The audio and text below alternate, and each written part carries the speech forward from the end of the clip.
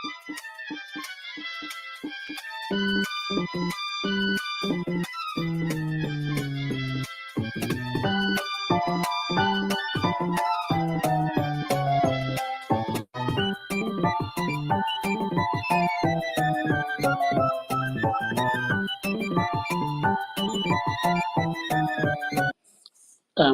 let me know if you can hear me. Sorry for starting late. So just a quick one. If you are new on the platform, my name is Frederick. I make videos on studying abroad and scholarship opportunities. So on this platform, we share ideas on normally I share how you can go about the entire study abroad journey. So I've had opportunity to go through and also have opportunity to assist a lot of students to go through similar experience. So normally I share my ideas and thoughts on how you can also go through it and what assistance you need that some of us with experience can help you. So at the moment, I'm here just to respond to most of the questions you may have about whether you started the process, whether you are new to it, or you are just even hearing about studying abroad for the first time. Whatever questions you may have about the process, so that somebody else can join. I'll be happy to respond to it. So we are live on X, we are live on YouTube, we are live on can have a conversation. TikTok, we are live on Facebook as well. So do me a favor and share so that somebody else can join. But now you can share so that put in the request, I will approve it, and then we can have a conversation from there.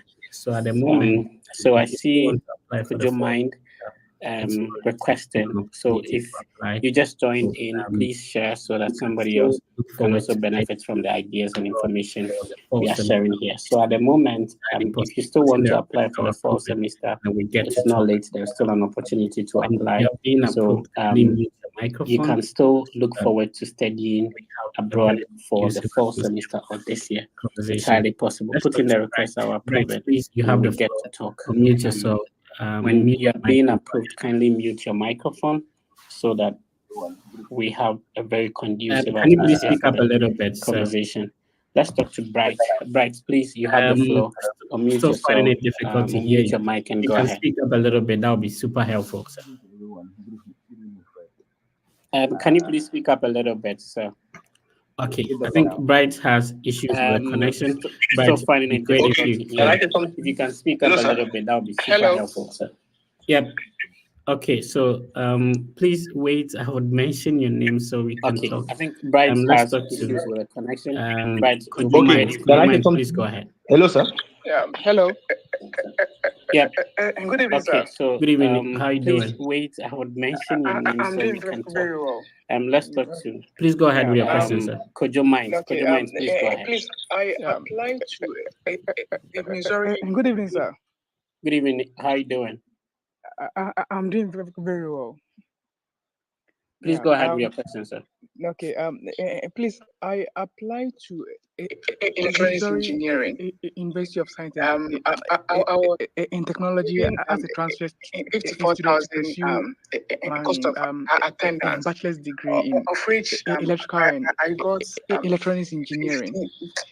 I was given automatic 54,000 cost of attendance.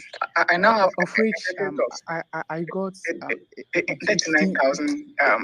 15,000 dollars. So the deficit is actually around 35 to 36,000 to be specific. Go ahead. I now have a deficit Okay.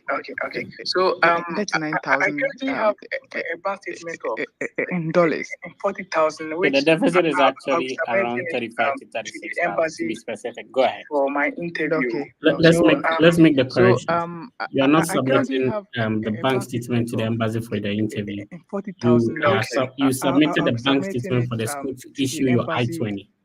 For my interview. So the embassy will not require a let's bank make the statement correction. because you are not submitting sent a bank statement to the embassy. That is for why you have to carry that. You submitted the bank statement for the school to issue your I-20. Okay. So let's go ahead. So the embassy do not require a bank statement, but because you I want to sent a bank statement to the school, that is why you have to carry that document just in case the embassy asks for it. You get it. Okay. So let's go ahead with your question. Okay. So please, I want to know if it's best for me to having use a high deficit and also going with a bank statement. Looking at so here's the thing. The most important thing is, first of all, congrats on the admission and being awarded $15,000 of scholarship. So I know that you did not pay anything to apply to this. So here's the thing. The most important thing is, so congrats on that admission. The next thing is that once being awarded the $15,000 of scholarship. So I know that actually did not pay decided to take anything to apply to this school. So the application was free. I know about that. Yes. So congrats on that admission. The next thing is that once the university you got admitted to, ideally, actually, if you're able decided to take the document a little bit issue the I-20, it means that you have a good story to tell. Submit who is sponsoring that bank statement when going to the embassy for your interview. Ideally, and if you're able to get something a little bit above what you're submitting to the school, so that you have a good story to tell. Who is sponsoring you? What would the person be depending on? How many dependents are the person have? To take care and all that, and so that it would sort of not mean that the person is using all their life savings to get your visa approved. And of course, after only taking care of you, what would they do? But how much would be left for them to take care of themselves? With only your I-20 and your passport, you get it. So depending on how, remember that you can get your visa, that would warrant whether with only your I-20 and your bank embassy will ask for your passport. If ask for your with only your I-20 and your passport, if you're not very confident about depending on how the conversation is possible that you can get that would warrant whether the money to support the embassy will so that you can add bank statement or the visa officer will ask for your statement you're already submitting. So that is if you're not very confident about the 40,000, just be confident and be able to that you can get an additional the money to support what you have so that you can add it to the statement you're already submitting. So I wish you the best. And of course, if you have an interview, just be confident and be able to explain. Maybe the other have a WhatsApp person has different accounts, but this account was only set out aside for your education. So I wish you all the best. And of course, if you have a WhatsApp an interview date scheduled, you can send me a private message on my team, and I have a WhatsApp page where we assist people go through mock interviews before we can go for the actual interview. So if you do have a WhatsApp an interview schedule, you can send me a private message on Instagram. I'll be happy to add you and coach you for the interview. Let's talk to Bright this time around. Bright, let's see. Hello, friends. Talking about the course. Is it better now, please? Yeah, this is. And I just randomly, Fred, I want to commend you on what did.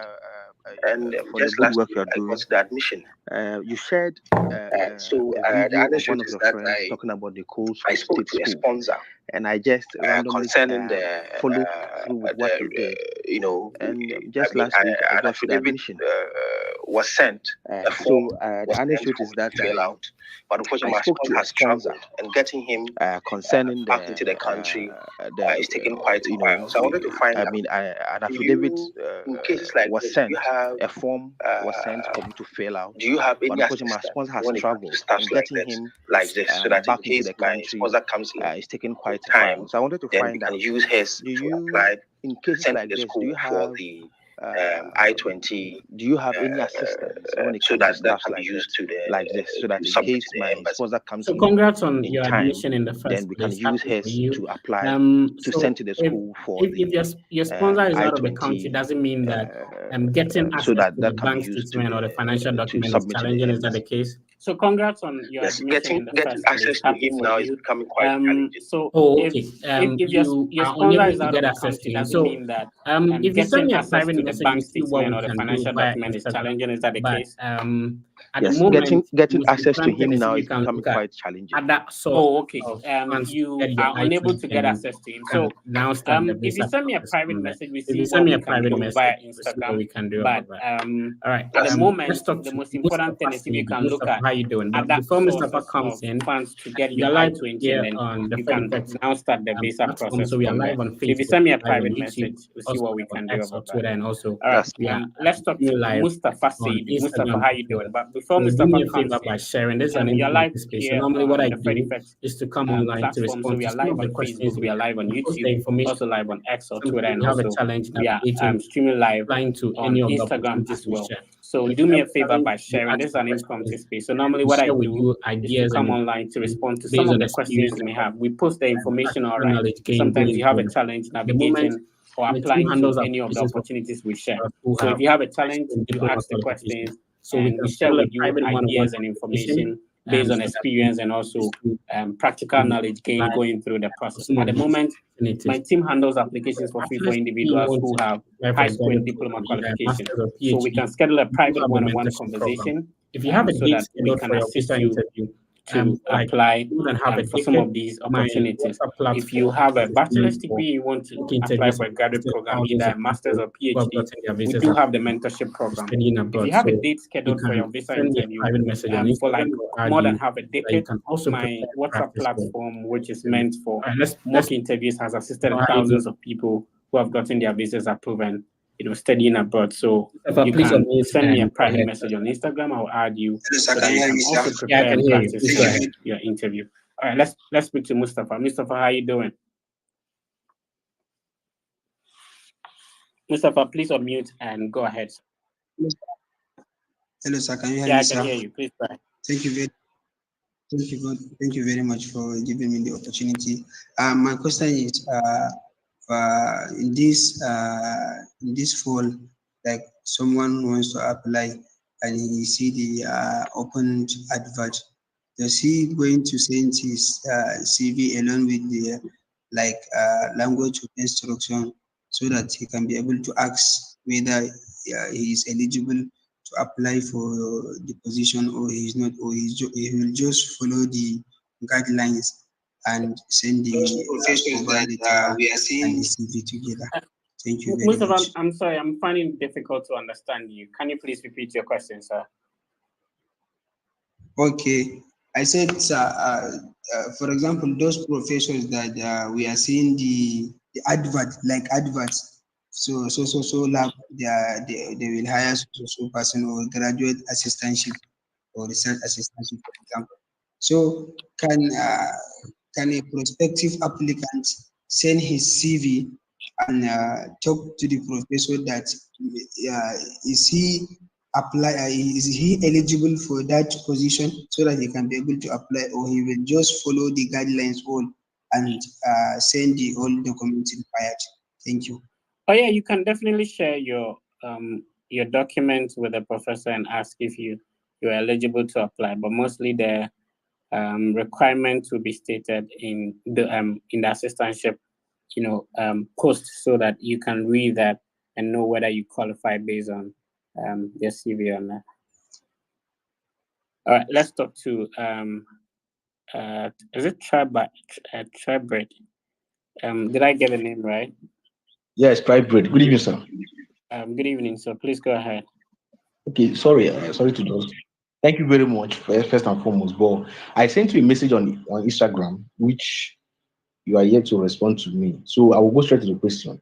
So I want to pay for the service for bachelor's degree, all right? But I wanted to know if to get a scholarship via bachelor's degree, if IELTS or TOEFL is required, if it's a must, because I don't have any of them, but I already have a diploma in computer science that I did, okay, with my transcript and all that. But I don't know if I must have a IELTS or TOEFL or any of those ones before I can apply. That's what's holding me from not making the payment yet.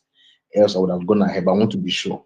No, let's take the question from the beginning. You said you want to pay service fee. Yes, on your service on Instagram. Yes, I follow you on Instagram. Okay. So is the two questions connected, or it's a separate question altogether? No, the two questions is two in one, because I would have paid for the service, but I want to be sure that IELTS or those English proficiency exam is not a must requirement before I can go ahead to get a scholarship with for bachelor's degree. So you need to get admission before you pay service fee, right? No, I mean your service on Oh, okay. Instagram. I mean, it's the link is on my bio, so you just have to click on it, and then you schedule a meeting. But of course, a lot of universities, once you're from an English-speaking country, you just need a one-page document which says that you did all your courses in English, so you can speak and write English proficiently, so that you wouldn't have to pay for that. You wouldn't have to write or sit for the IELTS or TOEFL. Okay, so that's to say that if I follow up on your link and pay for the service on Instagram, I don't need to write for the IELTS and all that. That's one. Then, secondly, I want to know the service covers all the process, the admission, right? So That's what the service covers. So it's a 30-minute conversation. So whether you need help and you have a high school or diploma for a bachelor's degree, it's a 30-minute conversation. So we discuss the entire process. So whether you want to apply for masters, so we understand, or whether you want to apply for masters or maybe a PhD, what you are paying for is a 30-minute private conversation to discuss the entire process before we can begin. So depending on what qualifications and background you have, that will necessitate the next line of action. All right, let's talk to Chessboard. Chessboard, how are you doing? Great. Fred, thank you very much. You are doing a wonderful job. I've gained admission to Northeastern Vancouver campus, and I'm trying to apply for the Canadian visa.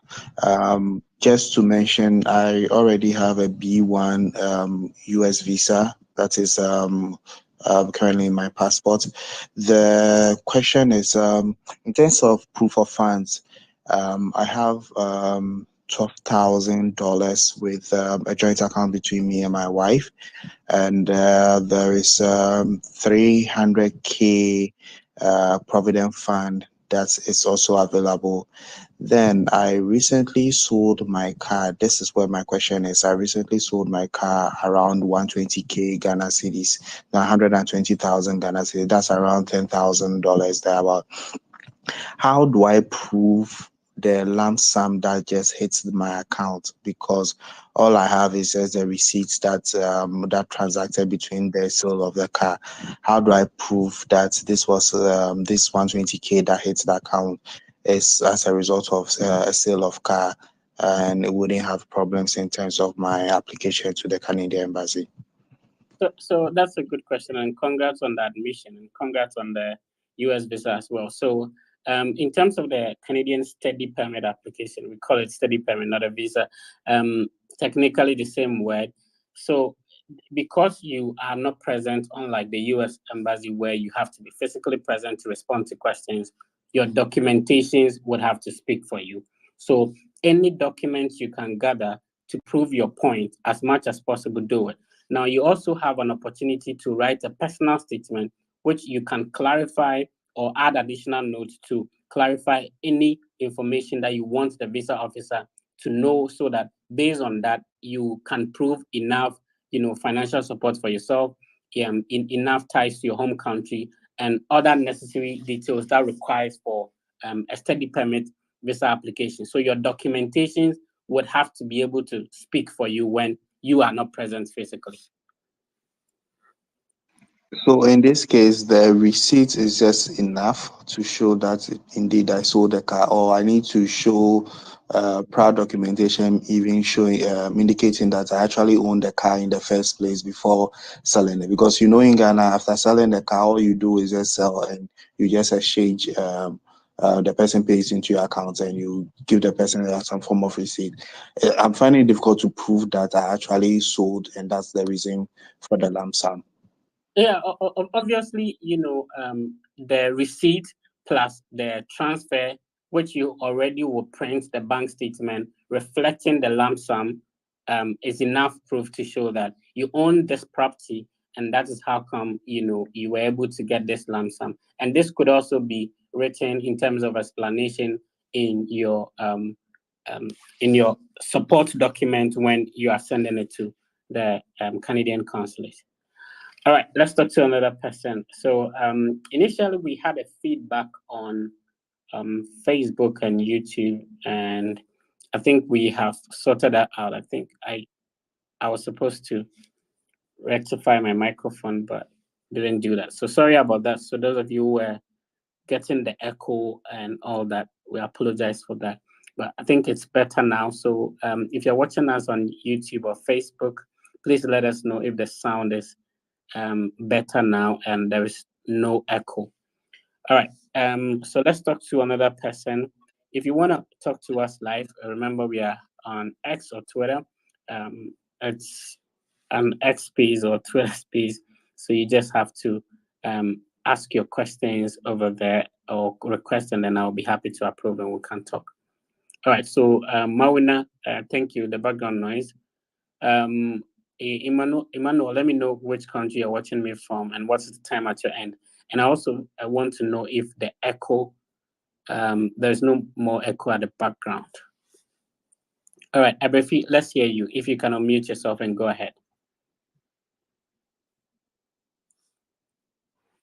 Hello, thank you very much. If you're Abrefi, please go ahead.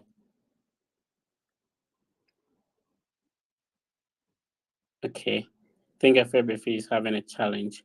Let's talk to Ken. Ken, how are you doing? Yeah, I'm doing very good, please. Yeah, please go ahead with your question, sir. Okay, so I'll be real quick. So I had admission to California State University, Long Beach, for spring this year, 2024, and I went on to book my appointment date, and I had a date in August. So I had to defer the course to the fall semester this year. So here is the case. I used the old I-20 form for the appointment date. So is there anything I need to do with the new I-20? Do I need to, do anything with the new I-20 for them to get a new data? Yeah, bro, congrats on your admission, and I'm happy for you being able to book a date for the interview and all that. So when you checked, did you pay the service fee last year? No, please. Okay, and when you received the new I-20, comparing it to the old one, does the service ID number change? No, it's the same. Okay, so when you were scheduling the interview, before you booked a date, you would type in the name of the school, the zip code, and then your service ID number, right? Exactly. Good. So at this stage that you have a day schedule, that's the only thing you cannot change. So assuming that had changed, then that is where you email the embassy to tell them, and then they would make the corrections for you. But because it didn't change, then you'd have no problem. What you need to do is now you have to work on a new DS-160, because some of the information you put in earlier for the earlier semester will change. For example, your program start date, your intended date of arrival, and all that would have to change.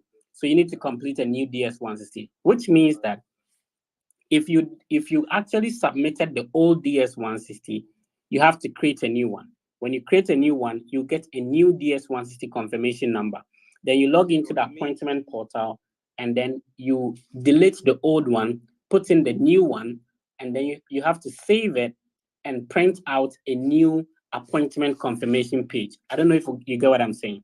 So it means with the new, with the old DS-160 that I created. Did you submit it in the first place? No, please. You didn't submit, so you still have access to that one. I still have access to that one. Okay, then all you need to do is to update some of the information you put in it earlier. Okay. Yeah, and that's it. So if you didn't submit it, then that's great. So once you have a date, okay, go ahead. One more. I've been messaging the department to get some scholarships for the state, but it looks like all what they are saying is unless you get to campus, giving out scholarships will be harder. So I mostly want to find out if there is a means. With the bank statement staffs that could make things a little bit easier for me. So mostly some assistantship opportunities is a job, like, so when they are uncertain whether your visa is going to be approved or not, then giving it to you right away, it will be a bit challenging. Do you get it? So, and some assistantship, you need to get a social security and address in the US to be able to apply for. So my suggestion is that you put in enough preparation. And of course, we do have the mock interview platform that you can request to join. You put in enough preparation to be able to get your visa approved and then get to campus. All right, let's talk to Afia briefly now. Afia, let me know if you can hear me. Hello, Afia, can you please hear me? Okay, Afia, it's not ready yet. So let's talk to Elvis. Elvis, how you doing? I'm doing good, and you? Yeah, please go ahead with your question, sir. Okay. Please, I'm a BSc accounting degree holder, a first class graduate to be precise, and I don't have the GRE or the GMAT or the TOEFL and other stuff, but I want to study abroad, so I don't know my way out. So if you can please help me, sir. Yeah, so the good thing is that not every program or every university requires the GRE or GMAT. Personally, I have had 2 masters. None of the schools require that I write that. So it's possible for you to do it. So even if you visit the university's website and then they indicate that GRE or GMAT is required, no problem. Remember, you can always ask for a waiver for any requirement. So all you need to do is to search for the program you are interested in the university, and then you email the director of the program or the head of the department.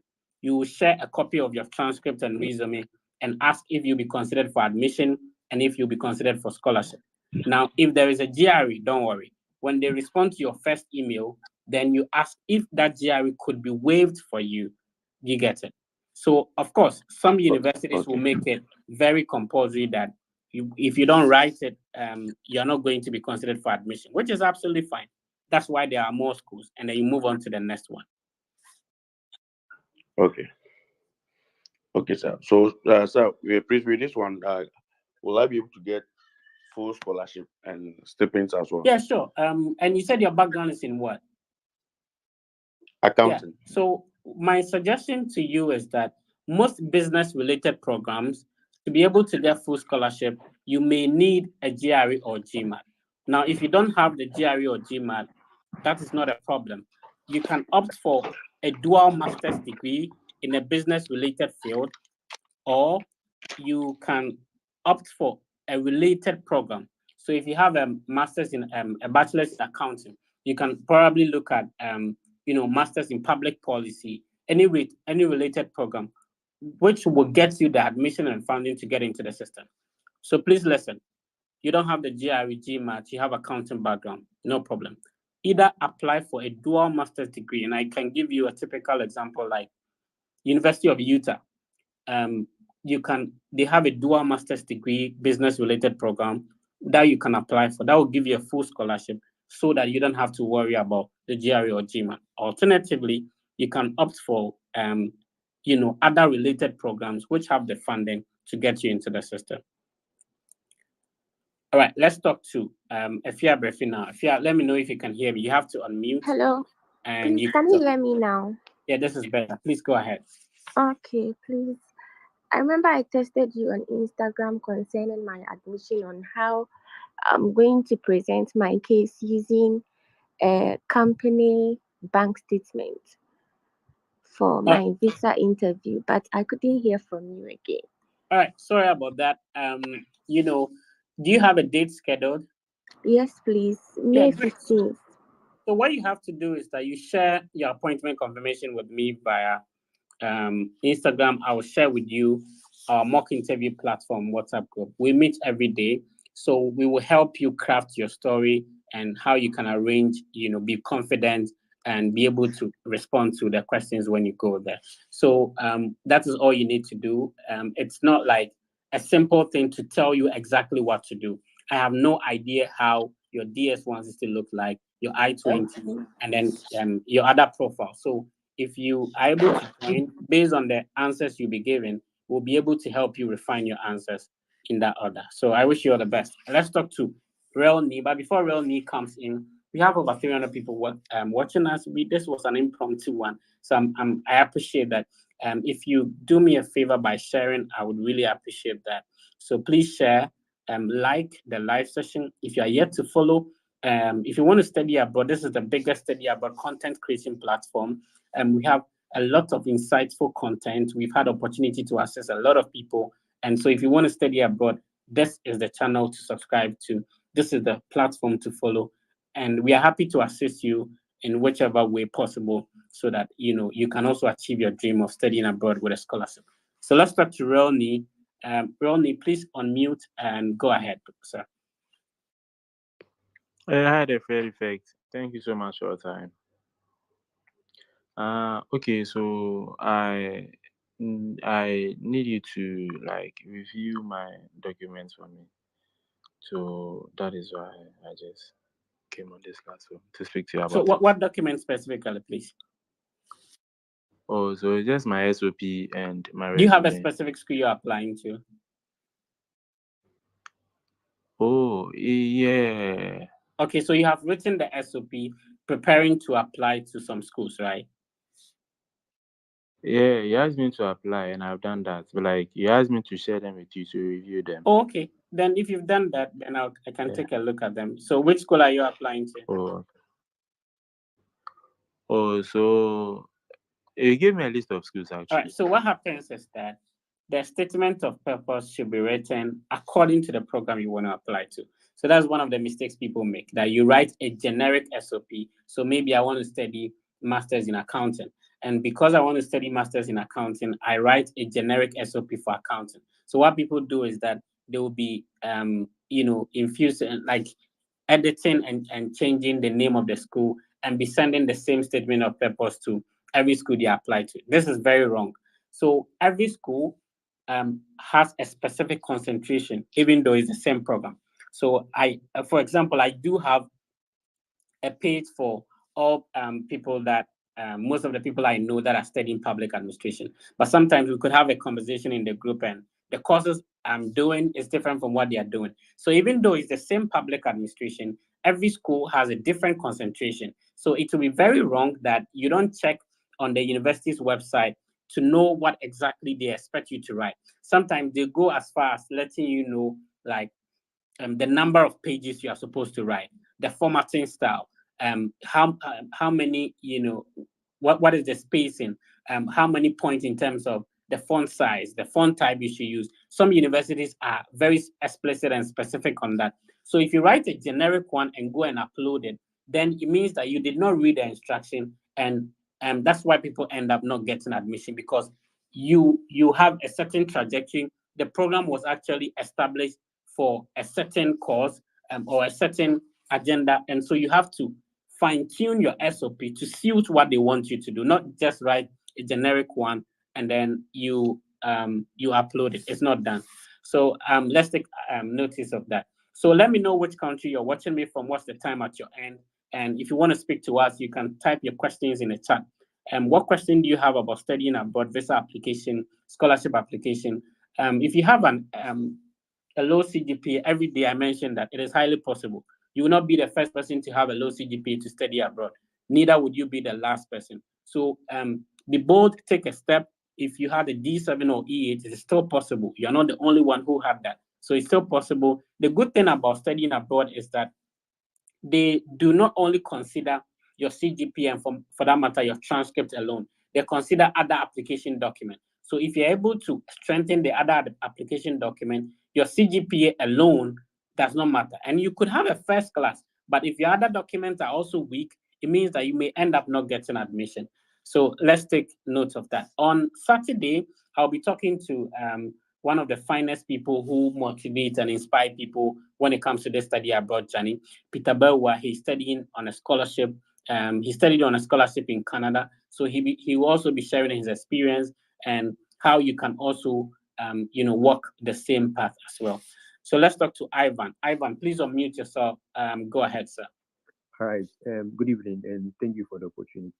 I have a few questions, and the first one I'll ask is, if you gain admission and you have the opportunity to get a scholarship, and you want to renegotiate to increase the scholarship package, how would you go about it? And my second question will have to do with visa application process. And I want to know if for a first timer who's applying for an F1 visa, would you need to go through the medical process before you get to the visa interview? And my last question would have to do with let me answer these two questions so that I don't forget them. all right. All right, so there's no medicals when it comes to the F1. At least in Ghana, there's no medicals. The first question, I love it. Shout outs to my sister Araba. She's currently at Western Illinois University. She actually got admission. They gave her a scholarship, and she negotiated for more scholarship. And guess what? She got it. So there's no Oliver Twist. There's nothing wrong with asking for more. Just that you have to ask politely and give a good reason why you need additional scholarship. You don't just tell people to give you money. You have to explain the reason why you need additional scholarship. So yes, you can do that. Let's see if we can answer the third question. But unfortunately, I want to take 2 questions per person. So if you can request again, I'll approve it and you come back, sir. Let's talk to I am Ken David. I am Ken. Unmute and go ahead, sir. Okay. Hello, sir. Okay. So, Fred. Yeah, please go ahead. We can hear you. Okay. So, I got admission at Ohio to read. Bro, for educational purposes, Ohio is a state. So there are a lot of colleges and universities in Ohio. So which university in Ohio did you get admission to? I mean, just to let anybody who is listening for the first time, like what is when somebody says I got admission to Ohio, it's just like saying I got admission to Greater Accra. You get it? Okay. Yeah. I get it. Ohio State, I think that is Ohio State University. Yeah. Yeah, please don't confuse it because these schools, I went to one of them, so I know what happened. So there's a difference between Ohio University, which is in Athens, about 1 hour, 30 minutes drive from the capital of Ohio, Columbus. Okay. And there's Ohio State University, which is located in Columbus. So which one? I think that this one is located in Columbus. Yeah. No, then it's Ohio State University. Yeah. Okay. So I'm asking that, is there any way I can get like a scholarship? Because actually I didn't receive any scholarship from this year. Was it for master's or undergrad? Yeah, a master's program. Yeah, congrats on the admission. So not every admission automatically comes with scholarship. And recently I made a video explaining the various avenues. I mentioned about 9 or 10 of them. And there's a certain lady who is currently I am Sewa. She's currently at West Virginia University. She actually listened to the video I made, and that helped her get funding. So I made a video about that. You can check it out on my YouTube channel. I posted it on Facebook as well. I explained the various means that you can use to get scholarship once you hold an admission. So that shouldn't be a problem. I am Ken. Congrats on the admission, bro. And let's talk to Robinson. Robinson, how are you doing? Yeah, I'm fine. Thank you. Go ahead, sir. Okay. Previously, we spoke on the 101 program, and I told you I have a diploma, HND and ND, which you advised that I should join it together as a GPA conversion at Scholarly website. I've done that. So my GPA happened to now luckily go to 3.5 and above.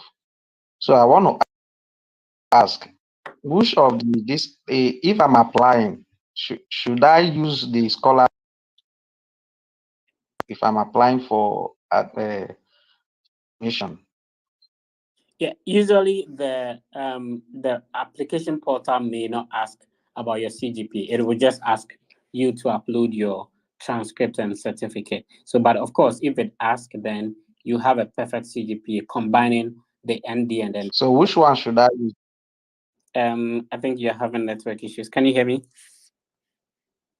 Yeah, I can hear you, sir. I'm saying that normally the application portal may not necessarily ask you of a CGPA. It would simply ask you to type the name of the university or institution you attended and then upload the document.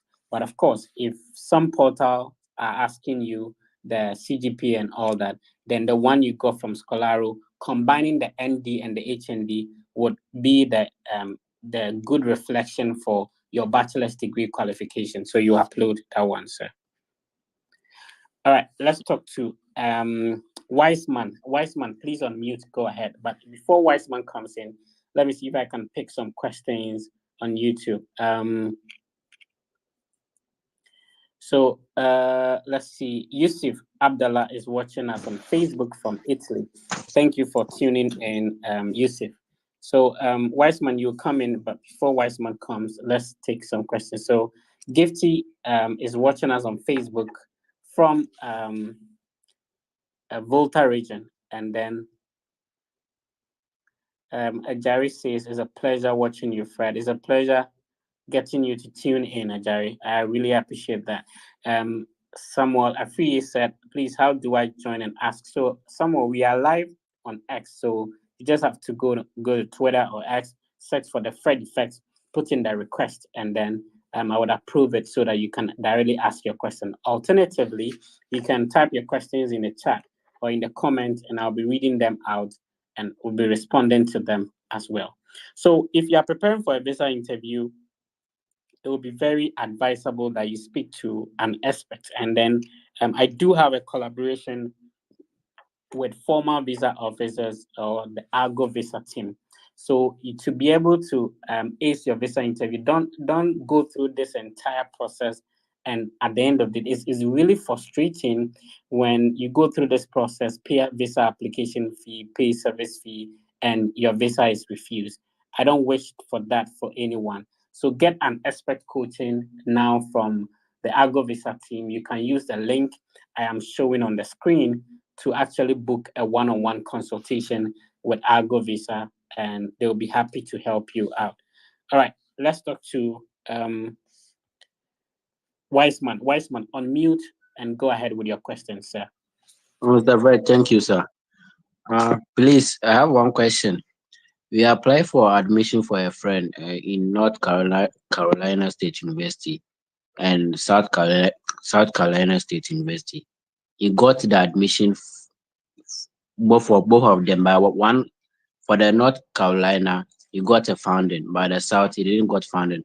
By the South Carolina admission came early, so we sent the bank statement to request for the I-20. But later the North Carolina State University sent the admission that we got admission with the funding, so we have to bring the document. But the South Carolina is processing the I-20. We want to know how we can stop the South Carolina to stop the I-20 so that we can use the North Carolina to get the I-20. No, so congrats on the admission to 2 different universities. That's very huge. So you don't have to stop anyone from preparing the I-20. It is just it is not the right thing to do to hastily make a decision which school you are going with to the for the interview simply because of the scholarship. Sometimes a school can give you a scholarship, but the deficit is very huge. So in that case, you need to relax, get the 2 I-20s, get an expert person to talk to, and see, very importantly, which I-20 can easily get you the visa approved. This is very important. So you are not necessarily choosing the I-20 or the school you're going to know. Remember, when you get into the system, you can definitely switch to go to whatever school. So it could be that you have a scholarship from one school, and that will be the best one for your visa approval. It could also be that the one that did not even give you scholarship has a lower cost of attendance, and maybe you like the program, or that would be the best one to get you the visa. So get the 2 I-20s. Now make a decision which one would easily get you the visa. The decision should not necessarily only be made based on you getting maybe some sort of scholarship from one school, but which one can easily get you the visa in the first place. All right, let's talk to King David. King David, please unmute and go ahead. King David, we are waiting for you, sir. All right, looks like King David has a challenge. Let's talk to Davis. Davis Nyazo. I don't know if I got your name right. I'm sorry. David, unmute and go ahead, sir. Okay. Good evening. Did I get your name right? Yeah, you did well. Davis, you need to try and speak up a little bit for me, right? Yes. Okay. Please, Go ahead. Fred, I want to schedule a one-on-one meeting with your team, and I've gotten all my documents. I went to my professors to get a recommendation, but they are telling me they don't know the university and the course that I'm going to do, so they cannot generate the recommendation letter for me unless I get them the universities and the course that I want to do. So once we have a But I've meeting, not said, we have a meeting scheduled. Look, if we have not seen your document, we may not be able to tell exactly what school will be best for you. So if we're able to have a look at your documents, then we can determine the school so that you can talk to your professors to work on the recommendation based on that. I usually support, a recommendation that is directly, to the specific school you want to apply to. Shadrach Opoku Ajiman, please unmute and go ahead, sir. Good evening, Fred. Good evening, sir. Please go ahead. Please, my question is, I've gotten admission at California State University, Long Beach, but it came with no funding. And I've booked my appointment as well. Shadrach, before you go on, so if you are listening to us, right, sometimes it may seem as if it is far-fetched. If you listen to most of the people who are asking questions, this person said, I've gotten admission to this place, admission. What it means is that what you are afraid of taking a step to do, people are actually doing it. People are actually getting admissions. People are actually getting scholarships. People are actually scheduling visa interview dates and going for visa interviews. It will surprise you the number of people on my platform who prepare daily for it. So it is possible. You can do it. Sometimes you listen to it as if, it is far-fetched. Some of us graduated from university and did not even have passport as at then. So some of these things, we don't know anybody abroad. So it's really like a long way. No, it's not. People are doing it. And so can you. So Shadrach, just go ahead. Okay, and the case is currently I'm working at the Ministry of Energy. So I'm asking whether I can get a letter from the ministry to support my statement, my own bank statement to the embassy for the interview. Have you taken your I-20 from the school? Yes, I've taken it already. Which means that you have already satisfied the financial requirement because your I-20 has been released by the school. So what do you need the letter for? Well, I didn't get any scholarship, so I don't know whether it will be possible for me. So that's why you have a financial document to indicate that you'll be able to financially offset the cost of attendance. So what you need is to be able to confidently explain who is sponsoring you, how the person is going to sponsor you, your relations with the person and all that. So remember that the fact that somebody has maybe a partial scholarship or a full scholarship does not necessarily mean that you get a visa approved. In the same vein, the fact that you do not have any scholarship from the school does not necessarily mean that your visa is going to be refused. I don't know if you get me, bro. Yes, I get. Yeah, so if you want to establish maybe a work relation, that is a strong home tie that you have you're working for this company, and when you come back, you're going to work for them and stuff like that. Then getting a letter indicating that you are an employee of that company would definitely establish a strong home tie, bro. All right, let's talk to Captain Breeze. Tell us some Twitter name. Okay, Captain Breeze. Hello, sir. Are you a photographer? Are you a graphic designer? I see. Like, what do you do? Let me promote your business for you. I'm a professional photographer, sir. Okay, so like, if anybody is listening to us and wants professional photography, how do they get in touch with you? The link is there. You can link me on IG. Actually, that's my page. Okay, so on a rate of 10, how good are you? So that I don't promote a bad business for my listeners. I'm 10 over 10. Yeah, 10 over 10, yeah? Exactly. So, bro, let me support your business. So, if you're listening to us, you want a professional photography, please check out Breeze. What's the name of your brand though? Captain Breeze Visual. Okay, Captain Breeze Visual. So you do videography as well. So you shoot weddings and stuff like that. Exactly. Okay, so we are promoting our brother's business so that he can get money to study abroad. So when you thank you so much, sir. You come and study abroad, then how? Don't worry, when I come around, I'll be a professional photographer. I promise. Amen. But yeah, it's good to support your brand and your business as well. All right, now let's talk study abroad. What's your question, sir? First, I want to say thank you for your selflessness. I've been following you for a while now, and every link you put out there, like application and stuff, application waiver, I've been following them. And right about now, I have like 4 admissions. Wow. Okay. And it's crazy because it's not coming with funding, and I'm tired. I feel like I'm doing something wrong. No, you're not doing anything wrong. Listening to good information, trusting the process and applying, and at least getting admission alone, because there are a lot of people that applied and you happen to get 4 separate admissions. Understand that not every admission automatically comes with scholarship. So once you've gotten admission, that is the first step. The next step is to work towards how do you plan on funding. And recently, I posted a very insightful video detailing whether bachelor's degree or master's degree, when you get admission with no funding, how you should go about it. So I don't know if you've seen that video, Bridge. I've seen that, and I even wrote everything down. Everything you said, I was writing down one by one to follow it. So but sir, I must confess, it's overwhelming. It's your admission for master's or undergrad? Masters, actually. Okay, then that shouldn't be a problem. So walk us through the universities you've gotten admission, and if you can tell us the programs as well. Yeah, I just saw an email right now. That's what inspired me to actually request for my University of South Carolina. I just got an email that I've been admitted.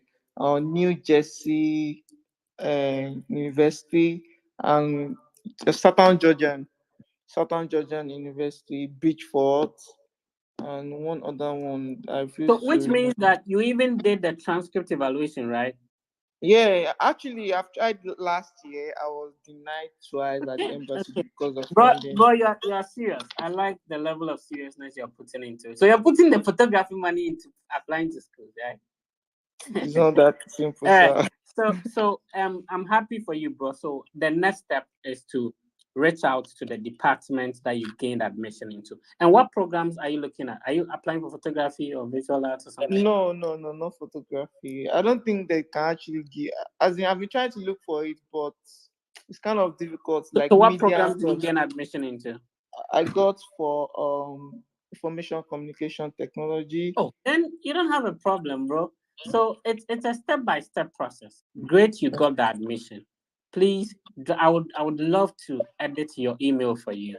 The way you communicate, they don't know you. So however you communicate speaks a lot about you. So I would really be happy if you draft a nice email reaching out to the professor and asking about funding that you've gotten the admission, you are grateful. That's what you have to start with. So let me give you a template. So maybe dear Professor Breeze, I'm happy to I'm very excited that I've been considered for admission into, let's say, the Master of IT program at this university. I am reaching out to know to let you know how grateful I am, and also to ask if there are any other assistantship opportunities available that I'll be considered for. So first of all, it could be that the department has scholarships, but they are yet to announce the scholarships. So the admission comes first, and then later on they would announce the assistantship. So you would have to ask if you have to submit a separate application to be considered for the assistantship, or you would automatically be considered. So what happens is that if you automatically be considered, they will let you know when the decisions will be made and the letters will be signed up, will be sent out, and you receive yours. But if you are supposed to have maybe an interview, a meeting, or submit a different application to be considered for the scholarship, then they will send you the link, or they will send you the documents that you need to complete in order to be admitted. I hope this helps. But take your time and watch the video I made. I mentioned a lot of other avenues you can explore. So you are still live here on the Fred Effect YouTube channel. This is the biggest study abroad content creation platform as an African. I have had opportunity to go through this process. I have 2 master's degrees on a full scholarship. My first university was Ohio University. Then I moved to another university on a full scholarship as well. So I have had opportunity to assist thousands of people. I'm just very passionate about this process.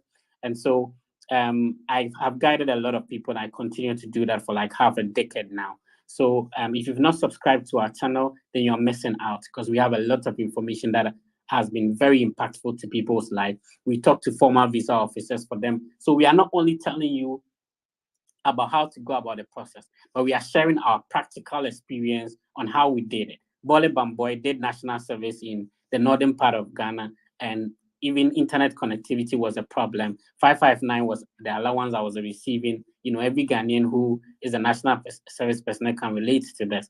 And we're still able to push through and go through the process. It wasn't easy, but we were able to do it. So can you. So if Fred can study abroad, so can you. And then, I got here, I have had opportunity to assist a lot of people. So the experience I've built over the years is what I share in my videos, and to inspire you to also go through the journey. It's not going to be easy. If it was easy, everybody would have done it. But is it possible? Yes. Would you be the first person to study abroad on a scholarship? No. Would you be the last person? No. So be bold, be confident, and take the bold step, and everything is going to be fine. All right, let's talk to Mr. Danko. I like your name. Elekem, kindly unmute and go ahead with your question, Elekem. Yes, hello, good evening. Yeah. So is it Mr. Danko or Elekem? Which one? I'm Elikem Danku, so both are my names. All right, go ahead, sir. Yeah. So I've been joining your spaces for some time. The last time I came, I updated you about my ETSU admission. Yeah. So right now I've submitted my financial statements, and I think they are processing the I-20 now. But in terms of visa application, I've heard a friend of mine telling me about service fee. I don't really understand how that works. I'm supposed to pay for that. She was like, somebody has to pay for you outside. Yeah, I just need clarification. Yeah. That's a good question, sir. So the SEVIS fee, it's SEVIS, is an abbreviation. SEVIS. When I remember the full name, I'll let you know. So everybody who is coming to study in the US or coming for an exchange program pays that to the Department of Homeland Security. So for F1 visa, it's $350. It used to be $200, but $350 now. So you would go to the FMJ fee website to generate a service coupon. When you generate the coupon, then you send it to somebody in the US. So if you're from Kenya, Ghana, Gambia, Nigeria, I think Sierra Leone or so, you cannot pay in your home country, because you can only pay through Western Union or money order or bank check. So you have to generate the coupon first, send it to somebody in the US, and the person can pay on your behalf. So that is the service fee. If F1 is $350, but M visa and J1 is a bit lower comparatively, but F1 is $350. So yes, you need to pay that, and then when the person pays, you would receive an email asking you to go back to the same portal to print what we call the service fee payment confirmation page. You add that to your document before you go for the visa interview. It is a very important payment. So if you don't do it, people are being refused when they forget to make that payment. So it's very important. Yeah, please, why did you say you generate the voucher again? Okay, so the website is FMJ fee. The website is FMJ fee. So F for Frederick, M for Manuel, J for Jesus, FEE.com. So when you visit that website, I think they have a video there. There are a lot of people who have made videos on how you can generate the coupon. So it shouldn't be a big deal at all. All right, thank you. Another advice I would give you is that you have to be conscious on when you pay for it, because it has an expiration. It lasts for a year. So if you pay it now, where you are not going for the interview or not using it to request for emergency, it means it's useless. So you need to relax when you think your interview is closer or you need it to request for an expedited appointment, then you pay. Because if you pay and then maybe I'm hoping for the best for you, but sometimes people go for the interview, it doesn't work out as expected. They apply for the second time and then the service fee 350 expires and they have to pay another one. So you need to be very mindful when you want to pay for it so that you don't throw the money away, bro. All right, let's talk to Afiye and then we will talk to Ivy as well, and then Mr. Gida. Then we talk to Ni Kabute. I like your name. All right, let's talk to Afiye. Afiye, please unmute. Go ahead with your question. Okay, Afiye, are you ready? Okay, Afiye is not ready. Let's see if we can talk to other people. So if you're listening to us, you can actually send us a comment and then I'll be reading them. So let's see if we have. So we have Emmanuel Alvin McWashington. I like your name. It says keep it up, Fred. I appreciate Emmanuel. And then there is Aziz. Hello, Fred. Good evening. Watching you live from Ghana, Tamale. I love Tamale. Tamale is so beautiful. So Daniel Achivo is saying hi, Fred. Hi, Ba Achivo. How you doing, sir? And then Mubarak Muhammad is watching from Ashanti region. I can't pronounce the name of your city. Is it Nobiwam? Did I get it right? Okay. So Samuel Afiye say, how do I ask to join? I think Samuel have already answered that question. Rahel is saying, the Freddy Fed, after receiving the admission letter, what is the next step, please? Admission letter from which school, which country is that? The steps that you are going to take will definitely differ or be different, or be based on the country you're going to. And Kwame J actually posted the link to the service fee website.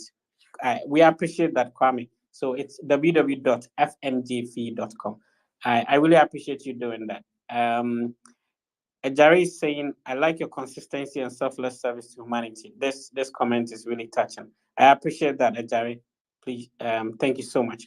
Let's talk to another person. So let's talk to Ni Kabute. Ni, please unmute and go ahead, sir. Yeah, hi, Fred. Please go ahead. Okay, so I gained admission to University of Central Missouri in Warrensburg to study industrial management. And what happened was that like I was supposed to attend the spring semester, but then I couldn't get a date. So it meant that I have to I have to I have to defer for the fall semester. But now what is happening is that I didn't get funding. And on my I-20 it stated that I'm getting like my financial states that I'm getting funding from my family. So I've sent emails to the professor. Initially I requested for graduate assistantship, but I was told that you have to be a current student before you'll be given, and it's very competitive, and currently they have only just 2 slots. And also I asked if there are any funding opportunities for the program, but then she was like she sent me a link that I'm supposed to, but I went through and it looks like it's like different kinds of scholarships, and you read the specification, the requirements, and it looks like you need to be enrolled on a program like a student before you be able to have access to such to the scholarship. So as it stands now, I don't have funding, I don't have funding from the school, and I don't really know if asking them like if I keep persisting that I want a scholarship is going to in a way affect the credibility of my sponsorship. So I don't know. I don't know how I would be able to get funding for the program. Oh, okay, so clearly, what you're saying is that there are actually scholarship for the program. What you needed was to know, to see if you could get the scholarship before you go for your visa interview. Now, to my understanding, you have gotten your I-20, correct? Yes, I've gotten it. So the thing now is that I get it, bro. So, you've gotten the I-20. There are scholarships available, but unfortunately, most of the scholarships can only be applied for when you're on campus. Now, if you watch the video I made about how you can get assistantship, I explain at the end that once you've been able to get your I-20, you stand an equal chance of getting the scholarship. Don't make it, you stand an equal chance of getting the visa like any other person. Don't make it look as if that the fact that the school would offer you some assistantship necessarily mean that 100% you're going to get a visa approved. It doesn't work like that. So if you have your I-20, there is an assistantship. However, you have to get to campus in order to be qualified or have the requirements to apply for it. Perfect. Then take your time and prepare for the interview. And then when you get to campus, you can have access to those assistantship. Again, you don't have to put your eggs in one basket. There are other schools that you could apply to. And to everybody listening, this process is not like a try and error kind of thing. Like when I was done with high school, I applied to UCC Legon Tech because I wasn't sure which one I was going to get admission, which one was going to deny me. Kind of try your luck kind of thing. In this, especially studying in the US, when you have a conversation with the director of the program, you will know ahead of time whether the department has scholarships or not, even before you apply. So it wouldn't come as a surprise to you when you get admission and they say that they don't have scholarship. If you had asked initially, they would make you know that in this department, this is how things work, so that you would know that you can now apply. And when you apply, this is the scholarship that is going to come. A typical example, when I was in Bole Bamboy, when I was working on this application, I reached out to the department head at Ohio University, and she said that, yes, I should go ahead and apply. They'll give me scholarship. Now, when I gained admission, the scholarship came with it. So basically, that's how it works. Bro, I wish you all the best. Let's talk to Mr. Gida. Mr. Gida, please unmute your microphone and go ahead, sir. Yeah, good evening, Fred and your team. Yeah, please go ahead, sir. Yes, I currently have an admission for masters in mining engineering at Michigan Tech, that is at the US, and also Queen's University, that is in Canada. So currently stuck in between as to the school that I should go. I am finding it difficult to make a choice, and I would be very grateful if you could elaborate on this OPT and the CPT programs at US, and if you know something too about the PJWP programs too at Canada, if you can elaborate something of that sort. So here's the thing. To be honest with you, there is no country that has a 100 visa approval. And your application for a Canadian study permit does not affect your application for a US visa. Now, the processes work separately.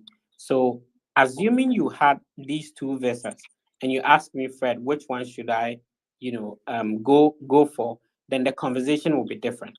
Now, you do not have any of them. So, you can definitely apply for your you can definitely apply for the Canadian study permit. That is, if you have the resources to fund the two of them, it's not a waste of resources, no, not at all, because none of them is 100% guaranteed. So you can apply for your Canadian study permit. Remember that you can work on the entire process without sending your passport to them to the Canadian consulate. It is when they approve your visa that they would ask you to post it to them. So in that case, you can still be working on the US visa. Now, the US visa would also not require you to send your passport to the embassy. It is when you go for the visa interview, and then they will take your passport if you get approved, and then within a couple of days, a day or two, you get your visa. Now, when you have one visa in your passport, it does not also guarantee that the other consulate or the other country is going to deny you. So, bro, if you have the resources, I would encourage you to do the two of them. Now, that's the first one. The second one is that when it comes to a postgraduate work permit, it means that when you're done with school in Canada, depending on whether your university and, of course, your program qualifies, you have a permit to work in Canada. When it comes to OPT and CPT, CPT is curricular practical training. And for those of you who are confused, I'm talking in terms of the US now. The postgraduate work permit is in Canada. CPT, OPT works in the US. So the CPT is curricular practical training. When you are a student, you qualify. Some programs qualify for internship, and that is where you need the CPT or curricular practical training approval. When it comes to the OPT, it's called optional practical training. So when you're done with school, there are technicalities though, but when you're done with school and your program is a STEM related, you have up to 3 years to work in the US. So 1 year with 2 years extension. And then if your program is a non-STEM, you have a year to work in the US. So that's how the OPT and CPT work. I hope this information was helpful, Mr. Gida. All right, let's talk to another person. Ola, that is how best I can pronounce your name, Ola. How do you pronounce your full name, Ola? Hi, Ola, can you hear me? Ola is not available at the moment. Let's talk to Achu. Achu Amos. Yes. So your brand name is what? Dollars? Yeah, dollars. So how much dollars do you have then? No, in the future, I'll have a lot of dollars for you. Okay, let's go. Thank you very much, Fred. To be frank, aside God, you are the next person. This one, you're making my head do me sweet. Not that, Fred. I've made all my friends from GSS, SHS are all listening to you now. I've put almost of your videos in their WhatsApp group to listen to. Anyway, thank you very much for this platform. I was actually looking for the areas where you are either on TikTok to be able to get and talk to you before I know that you're on actually on Twitter. My question is you posted a school, Bridgeport, University of Bridgeport. And to be frank, that's my first time of applying to a university outside. I did, and within a day or two, I received my admission letter with a scholarship. That's the highest in the department. They say, but please, it's not enough to cover everything. To be frank, my financial background is not that well. So, and they were asking me to bring to post my financial statement so that they can give me the I-20. Right. I don't know what to do again. I got paused all of a sudden. This one that you convinced me from the beginning there. If I'm not able to help you, then wahala, right? So I want you to first of all watch the video I made about getting admission with partial scholarship, what you can do, and when you get full scholarship. Also, you can send me a private message and we'll see what we can do about the second one. It's not everything we can discuss here, so get in touch via Instagram. Just send me an Instagram message. Say that you are the one who is the brand name is Dollars, but the Dollars is not there yet. Fred, I even tested you on Instagram and even send a letter of the admission letter to you. So what's your name on Instagram? I can pull it up right now so that I can respond to you. My Instagram is still Dallas, the same thing. Sorry. So that's the best way to find you. Is that the case? Yes, please. But I will still forward it to you right now. Then I'll indicate I'm the one who's talking about it on Twitter for you to get to know. So is it like the same spelling you made it? I just want to. Yes, please. It's the same spelling. And the name will be Achu Amos. Yes, please. Are you okay? I don't know if this one. I'm trying to search for it on Instagram and then respond to you quickly, so that we can take it from there. I think you can still make it. Just be confident and congrats on the admission as well. I'm happy for you. So please, let's get connected on Instagram and we'll see how best we can help you out.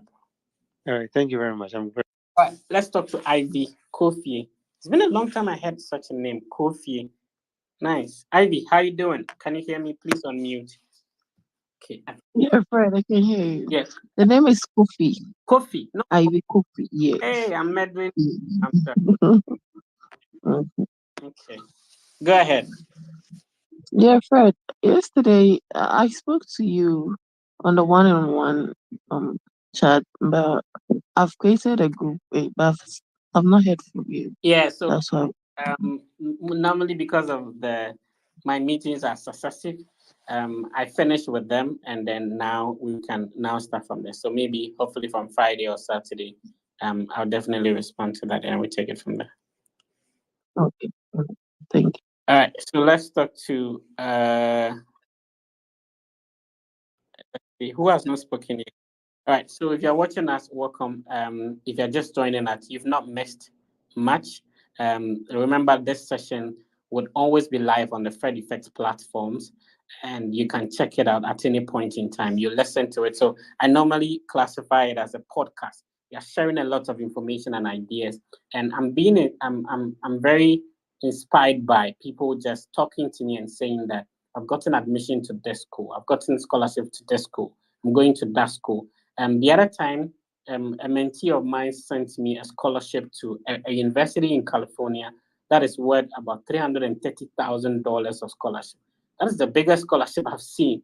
I was just shocked and surprised. Today, before coming live, one of my mentees also sent me a full scholarship to data analytics in Florida. So what we are trying to say is that this thing is not like very far away from Rich, you know. Some of us did not know anybody here. You Bole Bamboy, that was where I was doing my service.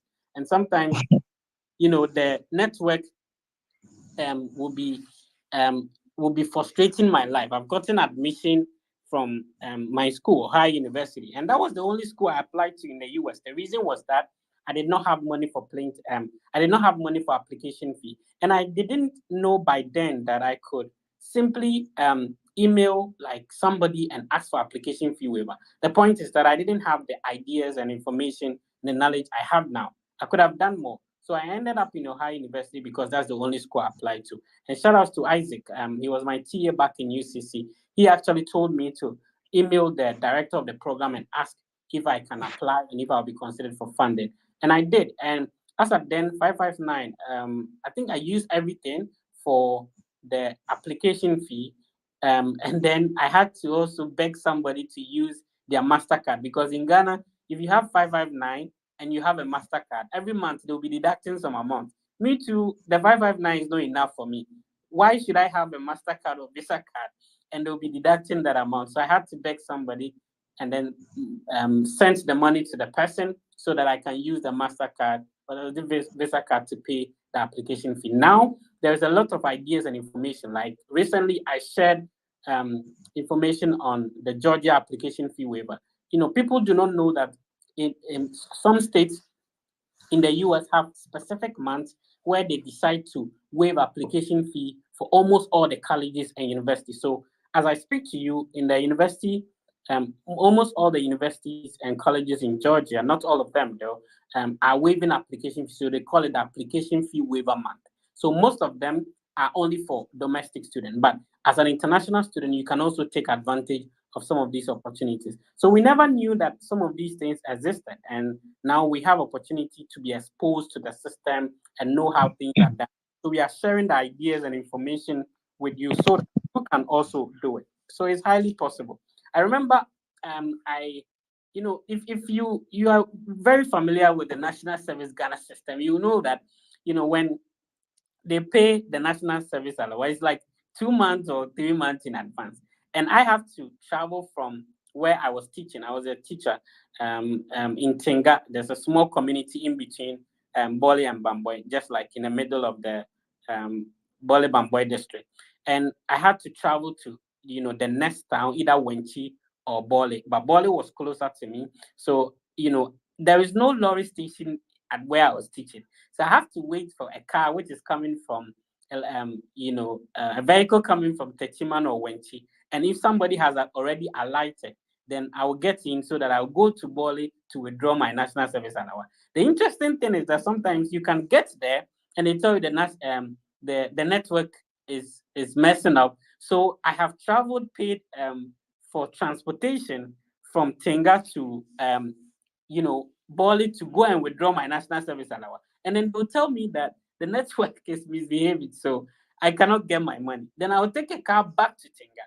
Or sometimes you could be on your way and they said that there's a conflict over there, and so you cannot go and then withdraw your money. But in spite of all these challenges, the challenge you might be facing now might be bigger than what I face. That's not the comparison we are making here. You might have much difficult situations. We are not saying everybody should travel abroad, right? But if there is these opportunities that you can take advantage of to also make life better for yourself, so why not?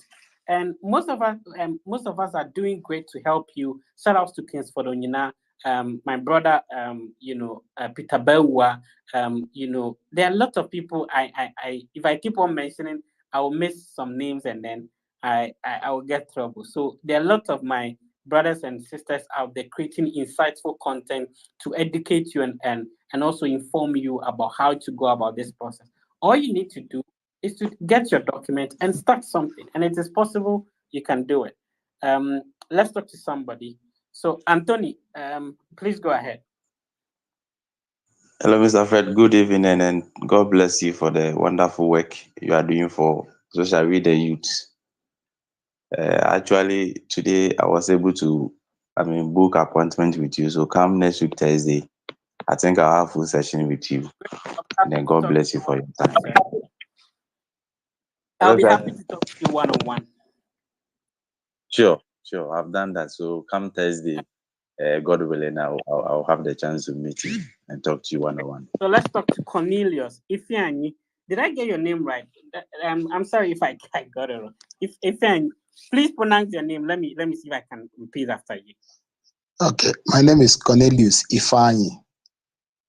Okay, Ifeanyi. And then I got it right, yeah? Yes, you tried.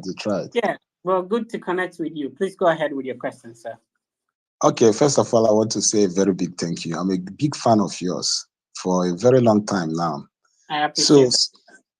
I applied to so many schools, and 2 days ago, I received an admission offer with zero funding.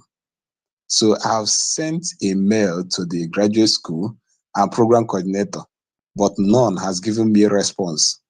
I don't know what next to do. Great. So, we are currently in the winter season. Sometimes when the winter is, the snow is very high, school will close down. Sometimes it's like that. And then, I would love to see the content of your email. I made a video explaining how you can go about getting funding if you don't have. Sometimes the content of our email may be the reason why they have not responded. But you can kindly send a reminder. And then there is a counter way you can do it. One, they may be other Nigerians or Africans studying in the same school, if not in the same department. Is it possible you can go through the international office to reach some of them? If you get somebody in your department, then that will be very perfect. The person can now tell you whether that professor is indeed around or not. And if they are around, they can assist you by walking into their office. Which school? Maybe I can connect you with somebody. okay, University of UMass Lowell. Oh, yeah, I was in Massachusetts recently. Yeah, I can connect you with somebody. So please send me a message. I don't know if the person is in the same department with you, but if you use that strategy to connect with a student in the school, and if you're able to get somebody in the department, then you will know whether that professor you wanted to email is around. And sometimes, because we use the normal Gmail or Yahoo Mail, most university systems have a security system because of fraud and stuff like that. So, for example, my institutional email, if you use a normal Gmail to send me an email, it may go to my spam box, not all the time. So sometimes they may probably not have seen your message at all. You can also try emailing another person in the department, like another professor in the department, and you tell them that you are trying to reach this professor. You are an incoming student. Unfortunately, you've not been able to reach that professor if they could also be of help. I think if you do that, you'll be able to reach out to them, sir. All right, now let's talk to Ferret. This is it ferret or what? Ferret, can you please hear me, sir? Yeah. You let Hello. me bite my tongue. How do you pronounce your name? Well, it's just ferret. Ferret. What does it mean? So you are correct. What does it mean, bro? I was just a rational way of saying friend, or let's say rating something fairly. This is branding, the wow. Okay. Go ahead. Go ahead, sir. Oh, okay. What I would say is that, well, God bless you very much for always taking the youth into your heart and teaching them on how to make it at the other side of the world. I joined in the conversation late, but I honestly have learned a lot from it, and I will encourage you to always keep it up. I appreciate you, sir. It means a lot to me. I know everybody is going to ask a question, but you coming in just to say this, it means a lot to me. I appreciate it, Ferret. And you've taught me a new English too. I would check it. Is it like an actual English or what? Because I've never. Oh no, it's not an actual English, but it's just a way I used to always mingle around. Okay, I appreciate that, sir. Let's Kodo. Okay. Kodo, please go ahead and unmute. Go ahead with your question. Hello, Mr. Fry. Thank you so much for this opportunity. Go ahead, Hello. Sir. Okay, please. I'm a refugee currently in Ghana. Right. And then I want to know if I can use my refugee passports in the process or in the traveling process. Oh, yeah, sure. So even like when you get through the process, you can go to a different country for your visa. For example, a Ghanaian can move to Sierra Leone for their visa interview. So the fact that you don't hold a Ghanaian passport does not mean that you cannot attend your visa interview in Ghana. So the most important thing is going through the process, and then when you get to the visa stages, you just pay for the visa application fee at GT Bank in Ghana. That is if you want to go for your visa interview in Ghana and go through the process. Thank you very much. You're welcome, sir. Let's talk to Ola. Ola, I thought we spoke to Ola earlier. Ola, can you hear me? Yeah, I can hear you now. I could not connect the other side. Yeah, okay. This time around there is. Yes. Okay. I'm looking up. Also, thank you. In the person that asked the last question, you almost answered my question. What I have in mind is that when I got an admission to Illinois Institute of Technology to study digital forensic and cybersecurity, I was in Nigeria then. So because of my traveling, I have to defer to this new fall. Now, so people are saying that it's better that we go back to our home country, because I'm currently in the United Kingdom, and they are saying it's better we go back to our home country to apply for visa, that we stand a chance of getting a visa in our home country. And that I was actually saying, I don't want to go back to that country for any reason. Okay, so that's a good question. So interestingly, there are people who even leave their country. So there are Nigerians that go to Ghana for their interview. There are Ghanaians that go to Sierra Leone, Eswatini for their interview. I had a WhatsApp group created for I call it visa application from an alien country. So there are people who live in other countries that move straight away, even though they are not citizens of that country, moved from China, from UK, and all that. Now, if sometimes some people go for the visa interview and the visa officer explicitly tell them to go for the interview in their home country, it is there. I've had experience with some people. My brother, he's currently in the US. He went for the interview twice in China, got denied, and then he came to Ghana for the interview, got approved. Same school. So when you apply for the visa and then they tell you that, then cool. But a lot of people apply from a different country, and that's why I said I have a whole group for people who were in another country and applying. So it depends on how you live in another country, but be able to establish home ties with your home country, and how you be able to explain your current status in the foreign country, and why you are leaving that country straight away to another country. So it boils down to how you're able to respond to these questions. But for me, except the visa officer says go to your home country for application, I think you can still get a visa approved. And a lot of people get, there are some people who even believe that it's easier to get a visa approved in another country than in Nigeria, right? Yeah, I believe that. Okay. All right. Let's talk to another person. So we are still live. We've been live for like an hour and 30 minutes. Initially, we had a bit of challenge, but we resolved it with the echo and all that. So the idea is to be able to empower you, to inspire you, to share my journey with you, so that you can also go through the process successfully. My name is Frederick. I happen to have the biggest study abroad content platform. We are live on Facebook. On Facebook, we recently hit about 50,000. So on all our platforms, we are close to 500,000, which is huge.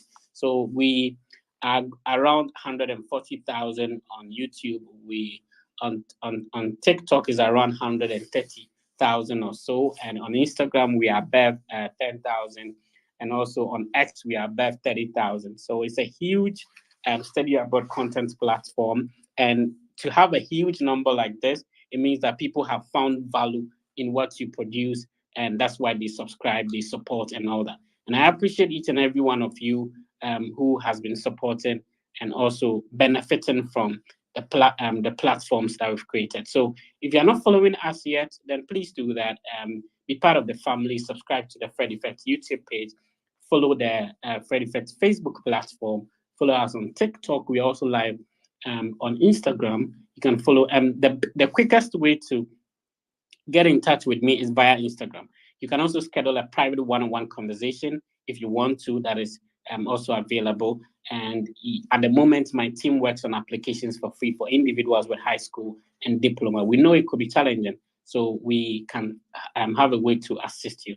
What you do is that you schedule a private one-on-one conversation, and then my team will take the documents and work on that for you for free. Let's pick more questions. I know a lot of people want to talk to me by now, and then we can answer them. So those who are typing their questions in the comments, let's see. So Aziz Aminu is saying, yes, Fred, I know Tinga very well. Aziz, okay, you live in Bali for 7 years, eh? Oh, nice. So I was posted to the Bali educational service, but I was supposed to go and teach. So I used to come to Bali to submit my monthly review or something. In the national service, we call it monthly review. So I used to have to come to Bali all the time from Tinga. So then you can definitely relate to what I'm saying. Yeah. All right. Let's quick. All right. So Big Man said, "Hi Fred, I have a question. Bring me on." Yeah. So Big Man, you're watching us on YouTube, so you can request on X. I'll bring you on, and we can get to talk. So let's talk to Nanaya. Sorry, Nanaya, if you can hear me, unmute. Go ahead with your questions, sir. Nanaya, please let me know if you can hear me. Oh, shout outs to my brother, Prince. Prince Fiat Jigbe. Shout out to you for joining us. Nanaya, please go ahead. Can you hear me? Okay, Nanaya. Yes, Go ahead. Yeah, I can hear you, please. Nice. So thanks for the good work you're doing, Fred. I have been to our university, I think, on 2 occasions, 2019 and 2022.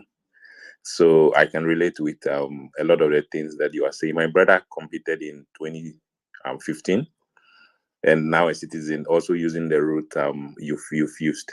My question is, last year, I think a lot of things changed, and some of us decided now to pursue further education. And last year I applied, and I went for the interview with my 3 children and got bounced. And when I evaluated the reason why I got bounced, not because of anything, I think because they felt I was trying to like relocate with my kids. So I would wanted to, I heard you mention something called Argos or something, or Argos. I want to have a one-on-one so that I will be able to create my interview. Coming, I think I'm yet to set a date though. And that is why I decided to go. Yeah, great. I think it will be the best way to go since you've been there. You said you've been to high university several times on a different category of visa? So I have a B1, B2 visa, and I used that to visit my brother when he's actually now. But so I used to visit Hawaii when he was in school and when he completed also. Yeah, yeah. Okay, so it means that you even had a taste of how the entire interview goes and all that. Exactly, yeah. Okay. Do you know about the interview waiver? So no, for F1, I don't think you would have to. No, like I mentioned to you, I did the F1 last year and got bounced. Oh, okay. Okay. Yes. So you have a date scheduled at the moment? No, I'm yet to. Okay, so you may, I'm not very sure, you may qualify for an interview waiver if you answer the question. So when booking a date now, things have changed in the portal. So you'll be asked a series of questions like, have you got a non-immigrant visa before, stuff like that. So if the answers go in your favor, you may qualify for an interview waiver. Yeah, I can understand. But do you think somebody who has a B1, B2 will get a waiver for F1 visa? You may. So if you have gotten a non-immigrant visa, so it's difficult for me to say yes or no, but the system would be asking you several questions. Based on the answers you produce, it will tell you whether you do qualify for it or not. Okay. So okay. I think you can check that out. And I'm going to share the link to the Argo Visa platform so that you can also schedule a meeting with them. So I'm sharing it on the screen now. So I wish you all the best, brother. But I would also want to like speak to you too. So yeah, sure, definitely. I'll be happy to connect. So you don't have to wait before you get very tense for your interview. Get expert advice from the Argo Visa team. So the Argo Visa team is a group of former visa officers. So they have been on the other side, denying and approving visas. So they are very experienced. The other time I had a conversation with one former visa officer, and then he interviewed one of my followers, and you could see that the knowledge and ideas she was sharing, very helpful. So you have to book a consultation with them. The link is being shared on the screen. It's http /rb.gy/g KU72VB. That's the link. So I'm sharing it on the screen so you can simply type it and then you book a consultation with them. The process is very smooth. I made a video on how you can schedule an appointment with them as well. That would be very helpful. So let's talk to Alex now. Alex, how are you doing? Bro, kindly unmute and go ahead with your question, please. Mr. Fred. Yeah, go ahead, sir. Okay. I'm currently in University of Education, Winnipeg, pursuing Bachelor of Arts in Social Studies Education, minoring Economics Education. And I would like to ask if I can apply for a master's program in my minoring field, like in Economics Education, though I'm majoring in Social Studies Education, but I don't know if I can apply for a master's program with respect to my minor program. That's a very good question, bro. So to know whether you qualify to apply to a program or not, you need to send your transcript and CV or resume to the HOD. So a typical example is what I did. I had a different field initially and I wanted to switch to public administration. So what I did was to share my transcript with the department head, and they asked me 2 questions: if I had a mathematics and economics background. And fortunately for me, I did that at a bachelor's degree level. So they said, okay, if I do have that, then I can go ahead and apply because I qualified. So when you want to go into any field, it's highly possible. And sometimes, the fact that you did a bachelor's in mathematics does not necessarily mean you should only apply for masters in mathematics. So yeah, you can definitely switch to any field. Please ask first, because some programs require certain prerequisites to be admitted. So if you don't have those prerequisites, then they giving you admission might be challenging. So please ask first before you submit it. So I appreciate everyone who is sharing and liking. We see our viewership has increased. So I appreciate that. So keep on sharing. If you've not liked yet, please like the live either on Facebook, on Twitter, on Instagram, or on YouTube. Please click on the like button. It wouldn't cost you anything. I want to see more people clicking on the like. It wouldn't cost you anything to just click on the like to support a brother, right? So please click on the like.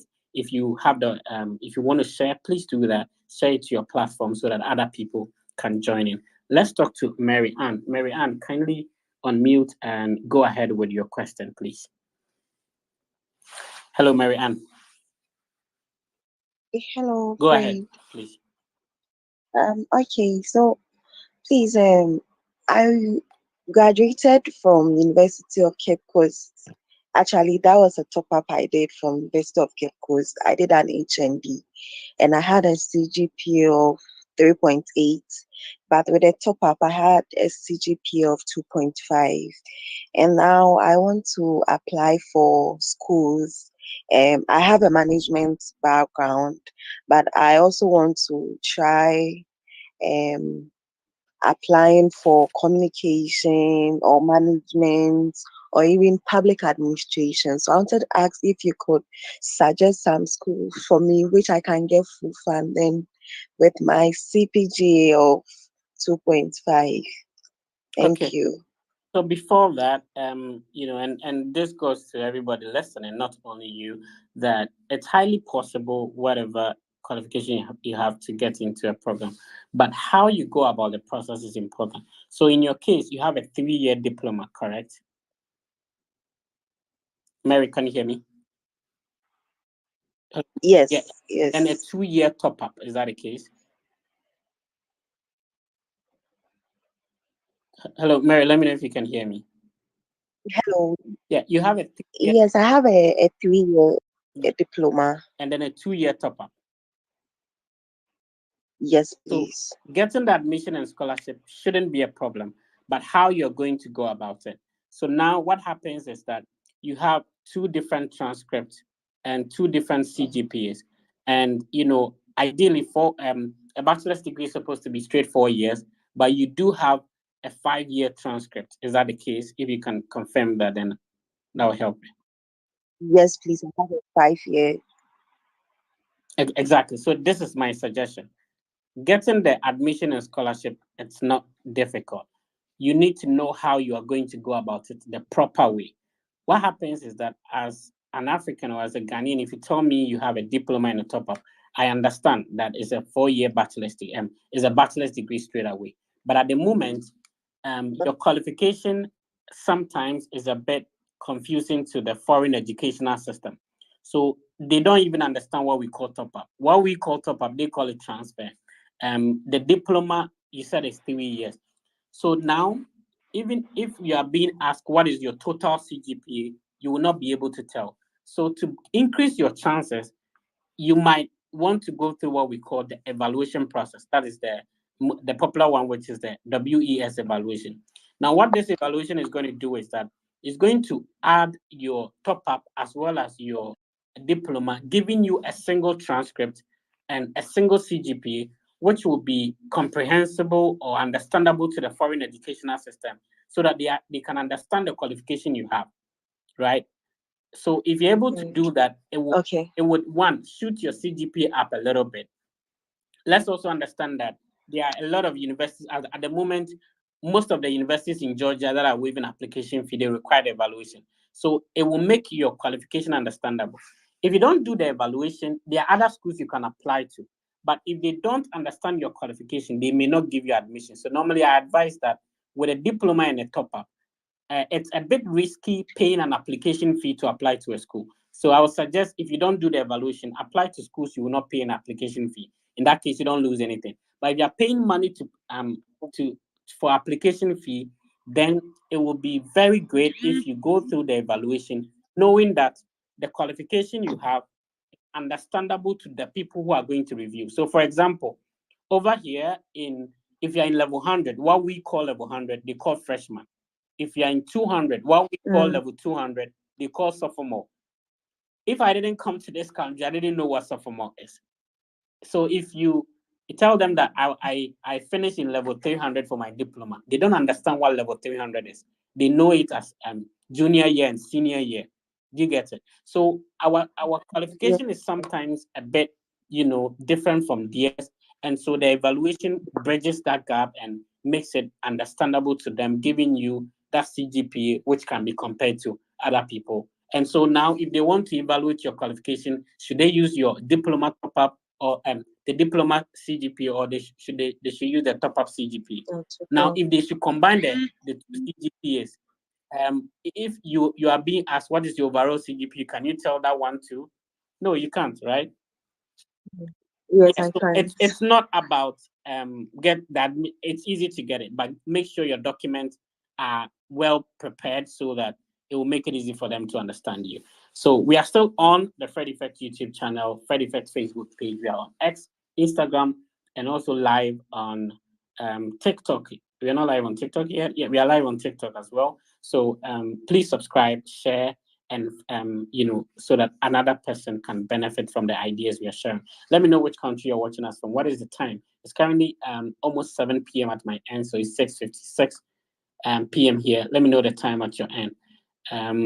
Let's see. There are a lot of questions people want to ask. Let's talk to Maxwell. Ifa Maxwell. Hi, Mr. Fred. Good evening. Good evening, sir. Yeah, first of all, I want to thank you very much for all that you do for us. Actually, I came to you some time ago, and you applied to a school for me, which I got an admission with some form of funding. But my issue is that I applied as a So we created a WhatsApp page for your. Yes. Oh, then you have direct access to me. You are coming to block the chances of other people. Oh. It means that you have my WhatsApp number. Yes, I do. Let's explain to people. So the free applications we are talking about, this is how it works. And this, our brother is a beneficiary. So he scheduled a meeting. We explained the process. We applied for the school for him for free, and he got admission and a scholarship. Bro, you have my WhatsApp number. You have a whole group that we have created to work on your process. I think you should give other people the chance to talk to me. Analyst, how you doing?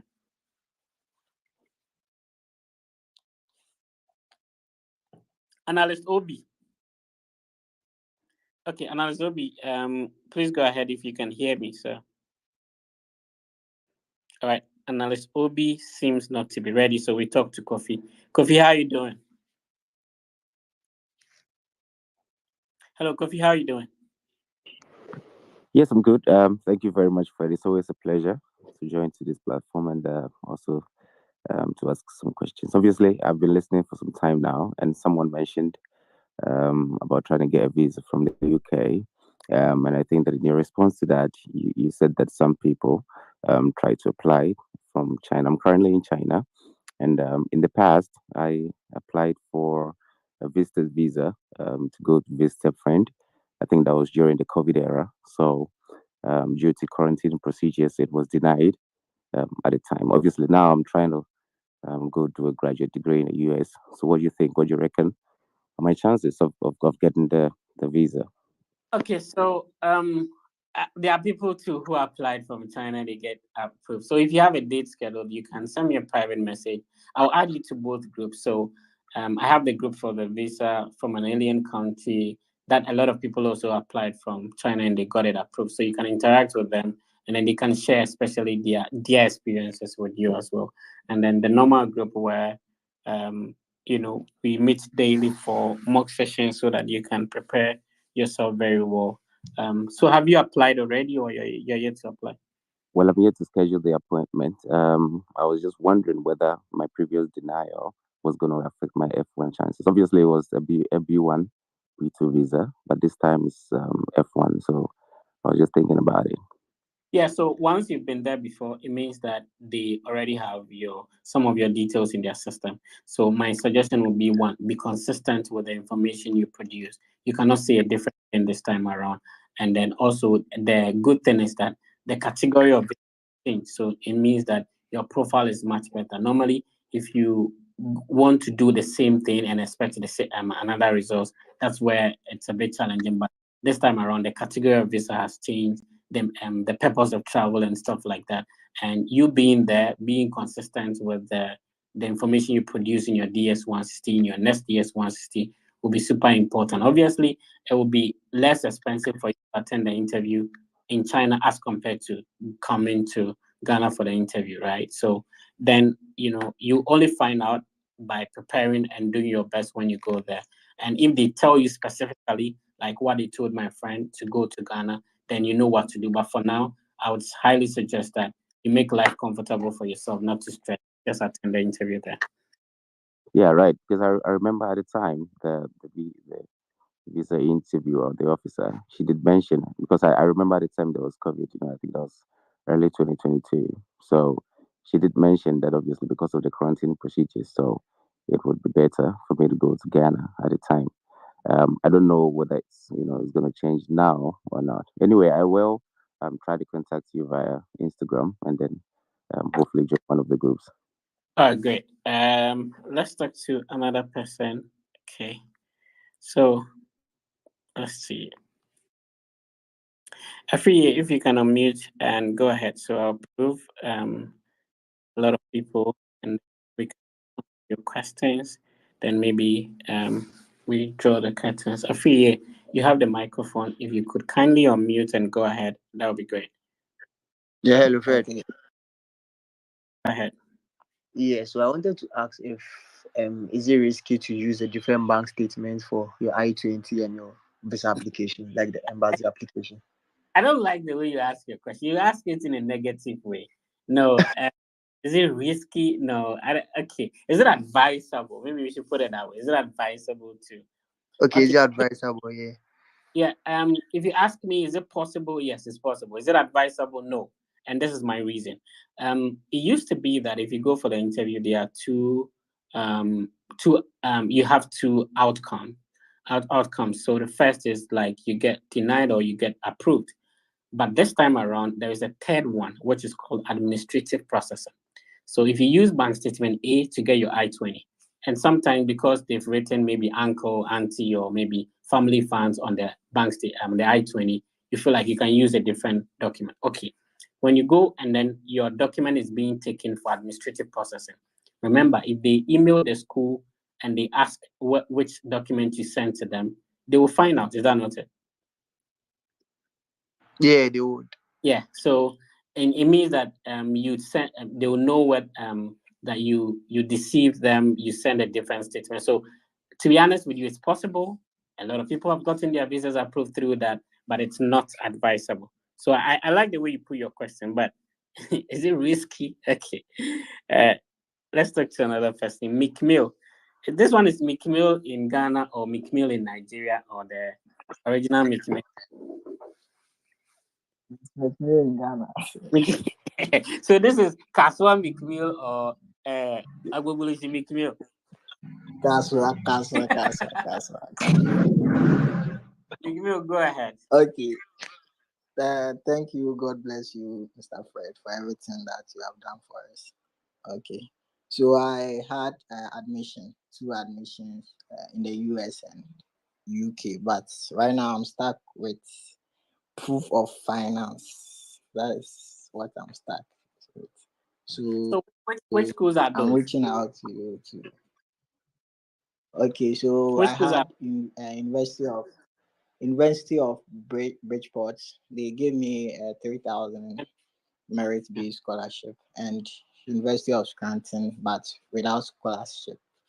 Okay. Yeah. So I mean, you just need a financial document, and then you send it to, especially in University of Bridgeport, get your I-20 and start the process. So link up. Let's see if we can be of help.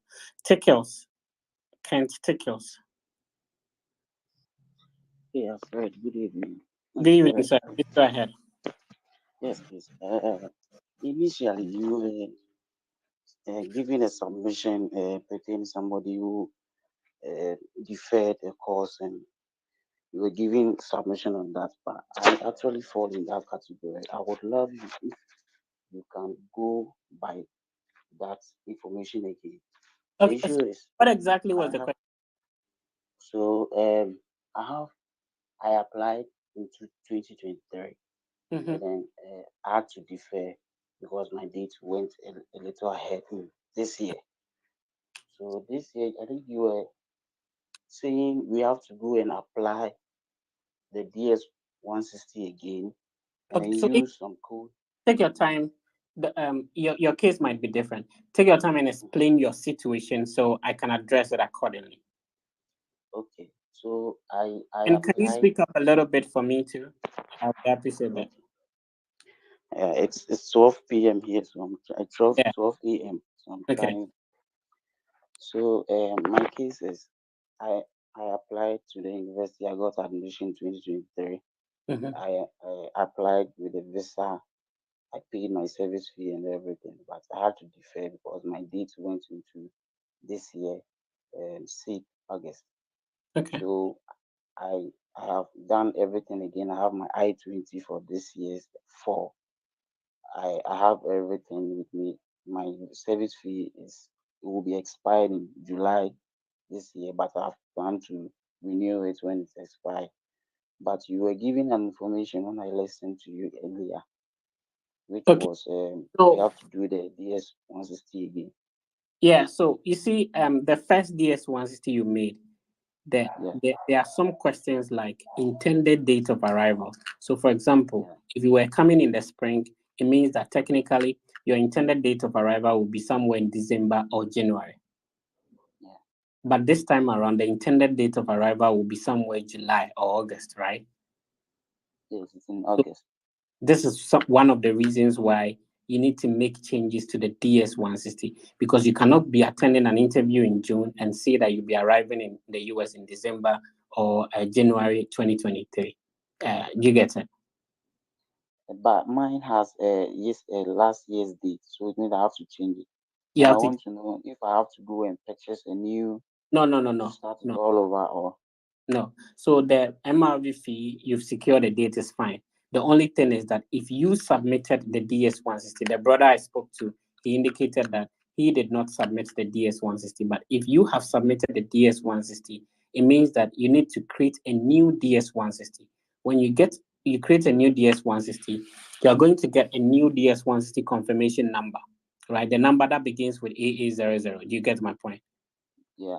Yeah. So if you do that, then you have to log back into the portal and update that details. You see, when you were booking the date, they ask you of the DS-160 confirmation number. Yeah. And that will be the old one. So if you submitted it, the brother said he did not submit his, which means he has access to it to make the changes and all that. But if you have submitted it, then you need to create a new one, go into the appointment portal, click on update profile, and then delete the old DS-160 confirmation number, put in the new one, and then you click on save. Then you have to print out a new appointment confirmation number. Remember that you are going to take the DS-160 confirmation page as well as the appointment confirmation page when you're going to the embassy. Yeah. And this code has to match on the two of them. But this thing that I'm talking about, very important, because some of my people have gone there and they've sacked them. So you need to make sure that the code on the appointment confirmation page as well as the DS-160 confirmation page is matching. Do you get it? Okay. I get it. All right, bro. Let's talk to Olatunde. Olatunde, how are you doing? Hello, Olatunde. Oh, Olatunde is gone. Let's talk to Thomas. Thomas Atanga. Thomas, how are you doing? I'm doing good, Fred. Yes, sir. Please go ahead. Yeah, so I must commend you for your man's job. You are really doing well, and I will encourage you to keep it up. I appreciate, sir. So I applied to 3 schools. I applied first to University of Texas at Dallas. Mm-hmm. Then I applied to University of Michigan, Michigan State University actually. Then the last one was Bridgeport. Fortunately, I got a decision from Dallas and Bridgeport. Dallas is giving me $2,000 merit-based scholarship, and Bridgeport is giving me $4,000. I'm waiting for a decision from Michigan anyway. Now, my issue is, I would like to know if it is advisable to go for an educational loan, let's say from Empower or HB, to fund my education in case I exhaust all avenues of getting funding. Yeah, there's a master's program or undergraduate program. It's a master's program. Sure. Your program and your university. Yeah. Yes, it's advisable. That would sort of release the stress of going in to get a bank statement and all that. So yes, it's advisable. That is if all other means fail, because a loan is supposed to be paid back, and so if you're able to get other means of scholarship, then you go in for that. But if not, yes, educational loan is automatically fine. Okay. So let me ask, like your opinion for University of Texas. I applied for public policy. You for Bridgeport. Ask me like which university you should use? Yes. No, it's too early to decide. Get the I-20s for all the 3 schools. Based on the I-20, then we can make the decision. So So I want to repeat that. It's not the university you want to attend. It's the one that could get you the visa. So you may want to maybe go to Bridgeport, but if Texas can give you the visa, first use the one that will get you the visa. Now later on you decide which one you want to attend. Let's talk to Gracious. Gracious, how are you doing? Gracious, how are you doing? Hello, Gracious. Hello? Yeah, Gracious, please go. I'm on. Okay, thank you for your time. I have around 3 questions. Which country are you talking to me from? I'm from Uganda. I know. I realized from your accent. Which part of Uganda? Kampala or what? That's the only. Kampala, yes, Kampala. Okay. Go. Okay. Can I proceed? Yeah, proceed, please. Yeah, so I'm a diploma midwife, and I would like to upgrade my education from abroad. So I'm currently applying to different institutions, but the challenge I'm facing is they're all asking for IELTS. I don't know if you can recommend me some universities or some colleges. What's the official language of Uganda? Is it not English? Yeah, it is English, and usually I don't know. I usually tell them that our official language is English, but they go ahead. Do you have an English proficiency letter?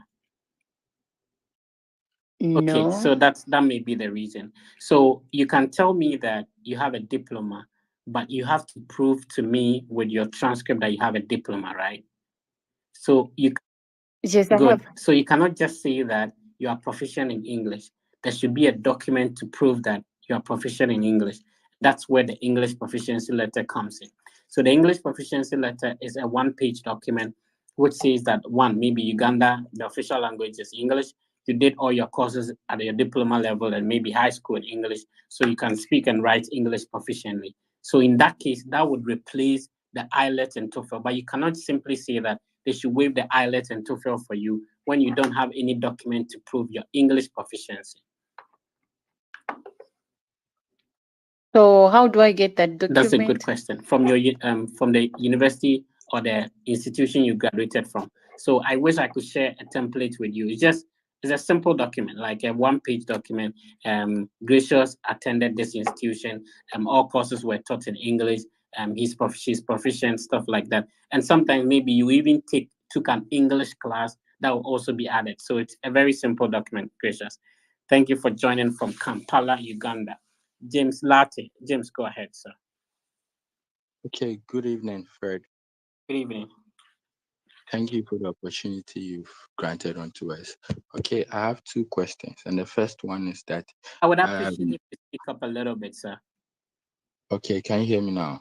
Yeah, this is far better. Okay, so I was saying I have two questions. The first one is that I graduated with a 2.8 CGPA in BSc Mathematics with Business, and I wanted to pursue a master's degree in mathematics, and I applied to one school in the California State University, Channels Island, but I had the admission but with no funding. So probably I wasn't able to proceed with the process. So I wanted to know if probably there is a chance for me to apply to schools whereby I can get admission with funding with the CGPA I had. And okay. So maths, it's one of the most funded programs, so it should be easier. You are right. Some departments require 3.0 or above. So first, before you apply, share your transcript and resume with the department head. Ask if you can apply before you do so. So don't limit yourself to math alone. You spoke about business with mathematics grade. You can look at statistics as well. You can also look at other mathematics related programs. I don't know why this program is skipping me. There's a program that is related to mathematics, if you can help me out. Data analytics. No, actuarial science as well. Okay. Yeah, so you can you don't just limit yourself to only mathematics, but definitely you can check out Ohio University. Most of the people I know over there, their stipend is like $1,000 every 2 weeks. And you can check out East Tennessee State University, University of Texas at Rio Grande Valley. I had a friend, shout out to Prince, he was at New Mexico State University. So for maths, bro, it should be easier for you to get in. So that shouldn't be a problem at all. Okay, I appreciate everybody for joining. My name is Fred. I make videos on studying abroad and scholarship opportunities. What I do here is to share my journey, inspire you, and also give you the necessary information that will help you go through the process. Not only that, if you get through the process and then you're about to attend your visa interview, I have collaborations with former visa officers who are who come on my channel to answer some of your questions. And also, if you want to book a consultation with them, if you use my link here, you get a percentage off, and then you can talk to a former visa officer to review your documents, interview you, prepare you before you go for the visa interview to have a success. So it's been a great one. This was impromptu, but at the moment we have over 600 people watching us live across our platforms, and I'm really grateful for that. Thank you for tuning in. Sometime I'll be coming your way, but this week on Saturday I'll be live with my brother Peter Bewa, who is actually in Canada, to share his journey and to also answer your questions on how you can go about the process. So make time with us, set a reminder. We'll be live across all our platforms on Saturday as well. So this is where I'll end it. I've been live for 2 hours straight talking. So I appreciate you for tuning in. Remember, you can listen to this session again on any of my platforms. Be positive about the entire process. Everything will be fine. You are not the first person to do this, neither would you be the last person. If I, Fred, was able to study abroad from Bole Bamboy Tinga, you can also do it. So believe in yourself and work towards the process. Everything will be fine. I appreciate you for joining. Shout outs to my brother Peter Bewa. I've seen your message. I appreciate that, bro. So I'll be live with Peter Bewa on Saturday. So kindly join in and let's interact on Saturday. And we do that every weekend. So every weekend I bring somebody else on and then we interact. But from time to time, I'll be here to respond to your questions. So, subscribe, and then, anytime I'm live, invite a friend. Let's have, a good conversation about how you can